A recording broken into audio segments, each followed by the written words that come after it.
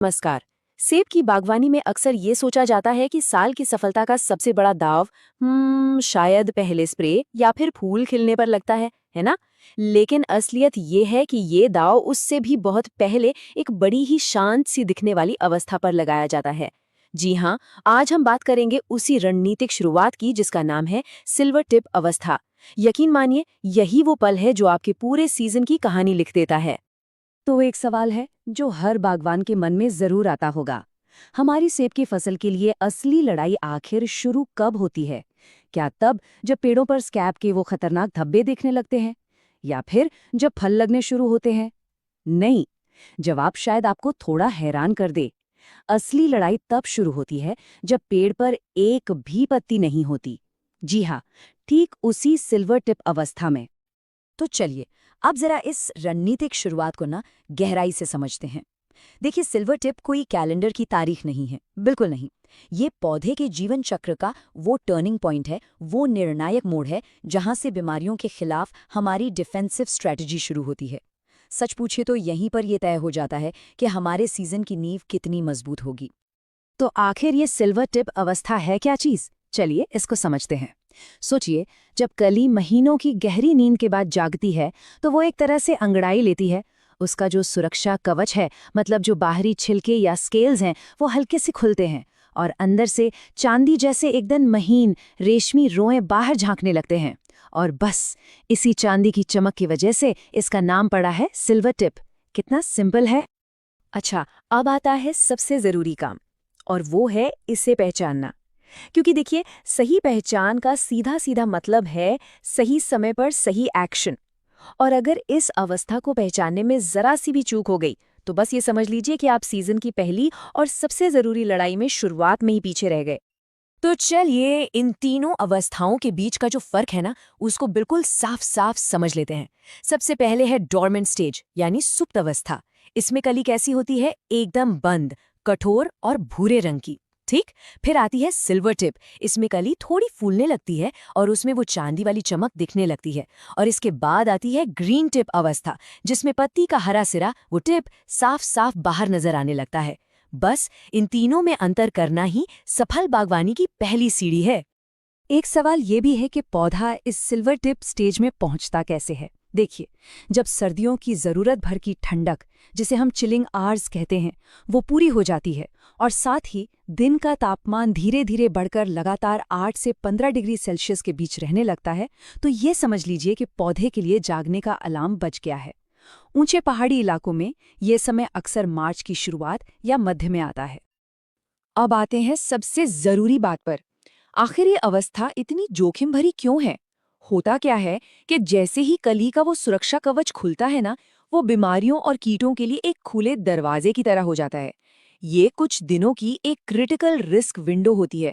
एक ऐसा नाजुक समय जहां आपकी जरा सी भी लापरवाही बहुत बहुत भारी पड़ सकती है। जरा सोचिए, इस समय कली के अंदर क्या चल रहा होता है। अंदर तो एक पूरी फैक्ट्री चालू हो जाती है। सर्दियों में जो स्टार्च जमा हुआ था, वो तेजी से शुगर में बदलने लगता है ताकि नई पत्तियों को एनर्जी मिल सके। पौधे के अंदर के जो एंजाइम्स हैं, हार्मोन्स हैं, वो सब फुल एक्टिव मोड में आ जाते हैं। मतलब पौधा बढ़ने के लिए तो तैयार है, लेकिन इसी वजह से वो बीमारियों के हमले के लिए भी सबसे ज्यादा कमजोर, सबसे ज्यादा संवेदनशील हो जाता है। इसको ना 3 आसान स्टेप्स में समझते हैं। स्टेप 1, कली का जो मजबूत दरवाजा है, मतलब उसके बाहरी छिलके, वो खुल जाते हैं। स्टेप 2, अंदर के जो एकदम नए और नाजुक टिश्यू हैं, वो पहली बार बाहर की दुनिया के संपर्क में आते हैं। और स्टेप 3, बस यही खुला हुआ हिस्सा उन बीमारियों के लिए एक एंट्री गेट बन जाता है जो पूरी सर्दी इसी एक मौके का इंतजार कर रही थी।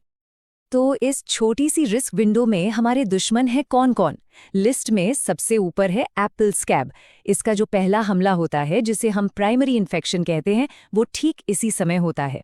और ये अकेला नहीं है, इसके साथ ही पाउडरी मिल्ड्यू, कैंकर जैसी बीमारियां और सैंजोस्कील जैसे कीट भी पूरी तरह से घात लगाकर बैठे होते हैं। तो ठीक है, दुश्मन दरवाजे पर खड़ा है। अब हमारा एक्शन प्लान क्या होना चाहिए? देखिए, यहाँ बात सिर्फ एक स्प्रे की नहीं हो रही है, ये एक पूरी की पूरी रणनीति है। एक ऐसा प्लान जिसमें फफूंदनाशी, कीटनाशी और पोषण प्रबंधन, ये तीनों चीजें शामिल हैं। तो चलिए एक एक करके इन्हें समझते हैं। एक बात साफ समझनी होगी, ये समय बीमारियों के इलाज का नहीं बल्कि उनकी रोकथाम का है। हमें अटैक होने का इंतजार नहीं करना है। इसीलिए हमें सुरक्षात्मक यानी कि कॉन्टैक्ट फफूंदनाशी का इस्तेमाल करना है। ये दवाएं पौधे के अंदर नहीं जाती बल्कि बाहर एक सुरक्षा कवच बना देती हैं। कैप्टान हो, डोडीन हो या जीरम, ये सब अच्छे विकल्प हैं। और हाँ, अगर आपके बगीचे में पाउडरी मिल्ड्यू की भी समस्या रहती है तो फिर कोई प्री मिक्स कॉम्बिनेशन ज्यादा बेहतर काम करेगा।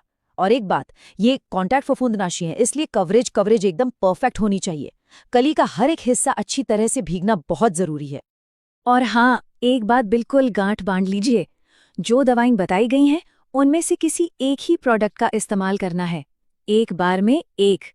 कभी भी दो अलग-अलग फफूंदनाशकों को एक साथ टैंक में मिक्स करने की गलती मत करिएगा। ऐसा करना पौधे के लिए जहर बन सकता है और दवा का असर भी खत्म हो सकता है, तो प्लीज ये गलती बिल्कुल नहीं। अब बात करते हैं कीटों की। खासतौर पे सैंजो, स्केल और माइट्स के अंडों को खत्म करने के लिए हॉर्टिकल्चरल मिनरल ऑयल, जिसे हम HMO कहते हैं, एक बहुत ही बेहतरीन हथियार है। ये करता क्या है?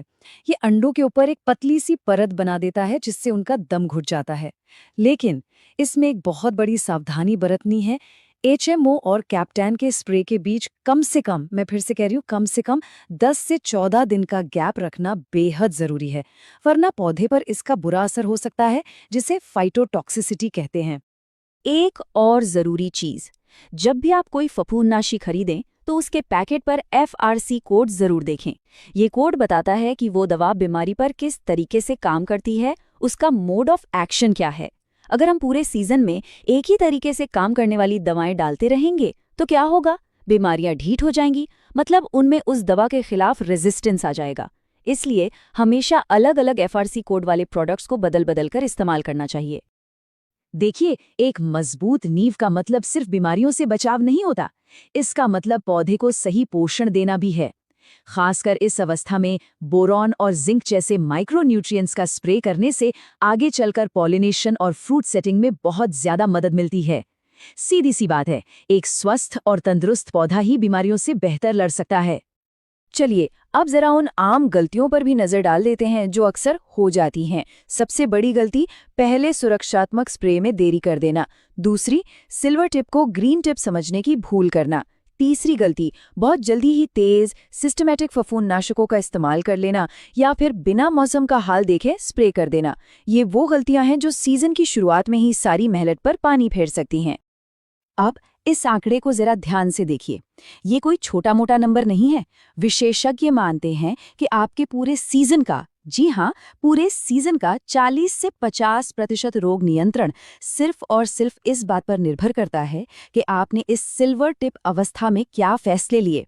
सोचिए, ये कोई छोटा मोटा चरण नहीं है, ये तो आपके आधे सीजन का नतीजा तय कर देता है। तो अंत में सार बस यही है, सिल्वर टिप ये सिर्फ पौधे की एक अवस्था नहीं है, ये आपकी बागवानी की रणनीति की नींव है, उसका फाउंडेशन है। इसे सही तरीके से मैनेज करना एक भरपूर और स्वस्थ फसल की तरफ आपका पहला और सबसे निर्णायक कदम है। इसलिए मेरी सलाह यही है, कैलेंडर को मत देखिए, अपने पौधे की अवस्था और मौसम को देखकर सही फैसले लीजिए।